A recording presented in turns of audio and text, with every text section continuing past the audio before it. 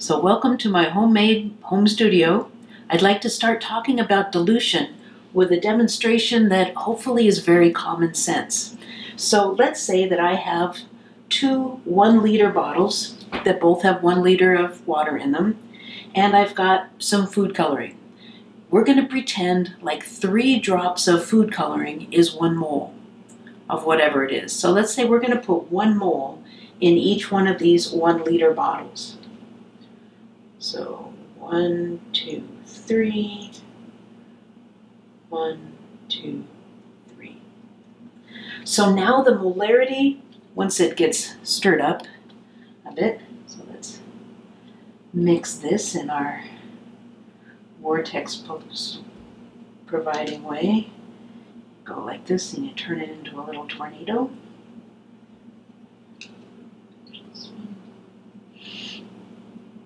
So now each one of these bottles is a 1 molar solution. 1 mole of food coloring for 1 liter of solution. So they've got the same molarity, same concentration, and I'm going to put one of them into this 2 liter bottle.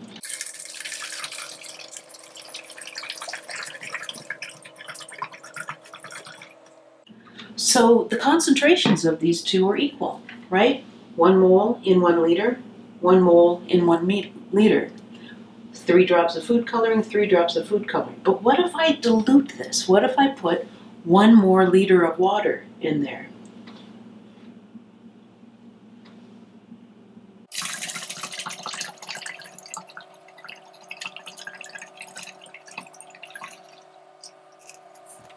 So now, what's the same and what's different?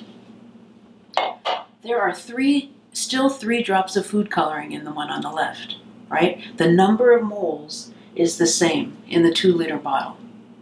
But there's twice as much liters. There's twice, the volume is twice as big.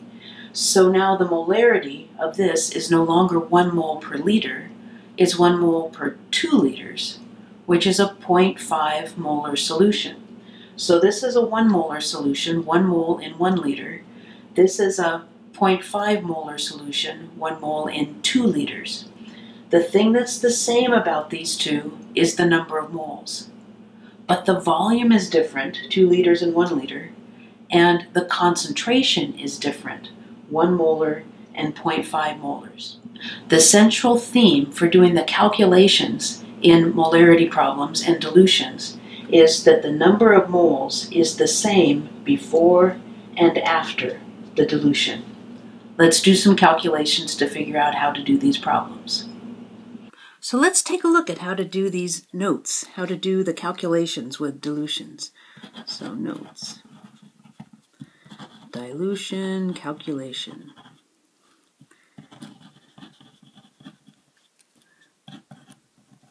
And what we just saw in the demo is that if you have 1 liter of a solution and you have 1 mole, and let's say we're talking about sodium chloride. So let's say that green food coloring was really sodium chloride.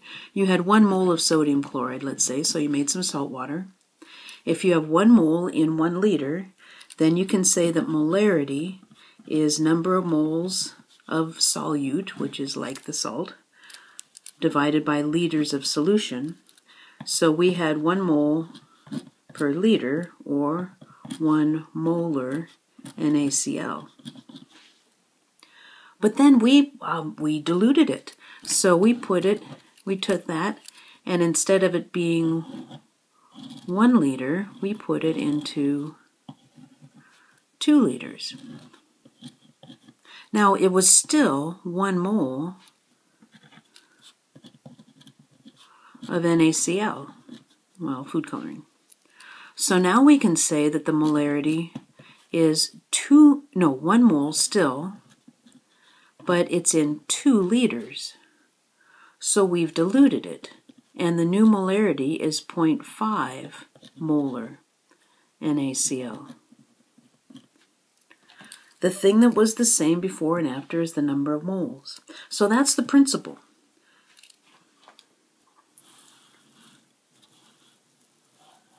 We can leave it like that. So the principle of dilutions,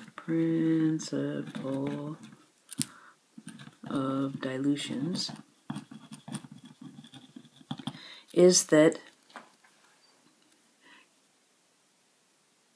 the volume changes,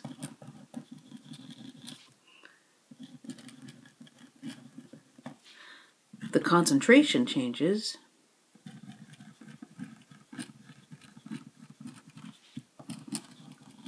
but the number of moles stays the same. And that gives us a basis for figuring out a formula. This is tricky. See if you like this. So here's the derivation. We know that molarity equals moles of solute per liter of solution. And if we just want to rearrange these equations, or to rearrange a little bit with algebra trick, I multiply both sides by liters. I can say that moles, number of moles, equals molarity times liter, right? Because I just multiply liter by both sides. And I know that the number of moles before the dilution, when I just had my 1 molar solution, equals the number of moles after. And in the Canvas model, they said that before was the stock solution. So before, they said, was S, and then the after was the diluted solution, so they said D. So we can say that the moles of the stock solution equals the moles of the diluted solution, just like with our green food coloring. Well, if we know that, or if we're willing to say that moles is molarity times liters, we could say that the moles of the stock is the same as the molarity of the solution times the liters of the solution. So I'm just substituting that there, and that equals the molarity of the diluted times the liter of the diluted. But it turns out that it works for liters, but if we wanted this to be milliliters instead, the way to go from liters to milliliters is times 1,000, right? So that I could do times 1,000 on each side, and it would be molarity times the milliliters. Or if I wanted to change it to teaspoons or gallons or anything, whatever I did to the left, I'd do to the right. So instead of saying that it has to be liters, we can say it works for any volume. So we'll say the molarity of the stock solution times the volume of the stock solution before equals the molarity of the diluted solution times the volume of the diluted solution. That's the after. And again, your volumes can be anything as long as they agree. They have to have the same units. So if this is milliliters, that has to be milliliters. If this is gallons, that has to be gallons. All right, so let's do a problem with this. So here's some sample problems. What if you add 105 milliliters of water to 250 milliliters of a 3.97 molar hydrochloric acid? What's the molarity of the new solution? So you're diluting it. So we're going to say MSVS equals MDVD. That's the formula we'll be using. And the key for these is figuring out what means what. So I'm going to list these. This is to help us out, and I suggest that you do this every single time you do one of these. I would not think of doing these without listing it out, and I've done this for years. So we look at this and we say the molarity of the stock was 3.97 molar. 3.97 molar. The volume of the stock was 250 milliliters.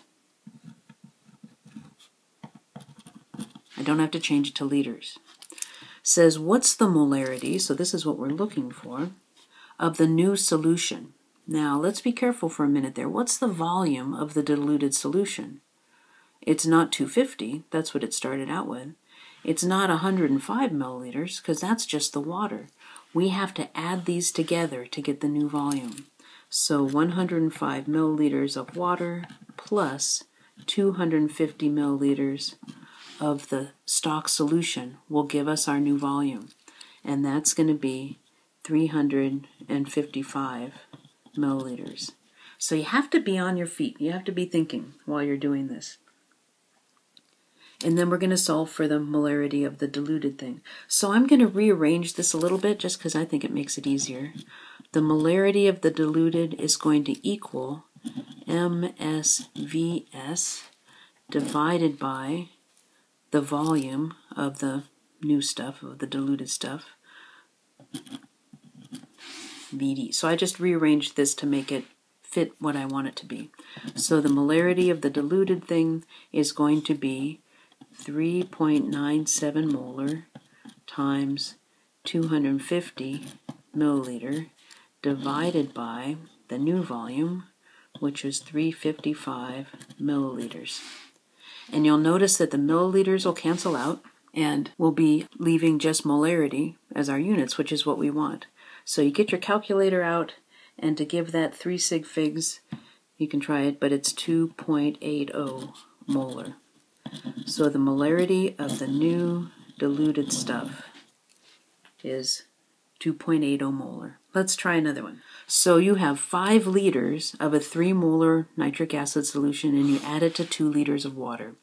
What will be the new molarity? So once again, we're going to say MSBS equals MDVD. And we want to list these all out every single time. We're starting out with 5 liters, 5.00 liters, of the 3 molar nitric acid solution. We want to find the new molarity, and we added it to 2 liters of water. So the final volume is going to be those 2 liters of water we put in and the 5.00 liters, so a total of 7.00 liters is our new solution. So once again, we can rearrange this. So the molarity of the diluted thing is going to be MSBS divided by the volume of the final diluted solution. So we have 3.00 molar times 5.00 liters divided by 7.00 liters. And you work this through on your calculator and you'll get 2.14 molar for the molarity of the diluted solution. So here's another one. Let's say you've got the question of how much water do you need to add. All right, so this is a little bit tricky. So let's say you have how much water must you add to 300 milliliters of a 6 molar sodium hydroxide solution to make it a 1.50 molar solution.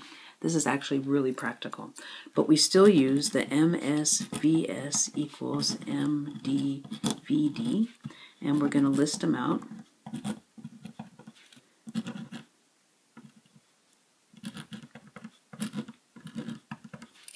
And we have to figure everything out. Okay, so we're starting out with 300 milliliters of the concentrated stuff. So 300 milliliters of the concentrated sodium hydroxide, which has a very scary concentration of 6.00 molar.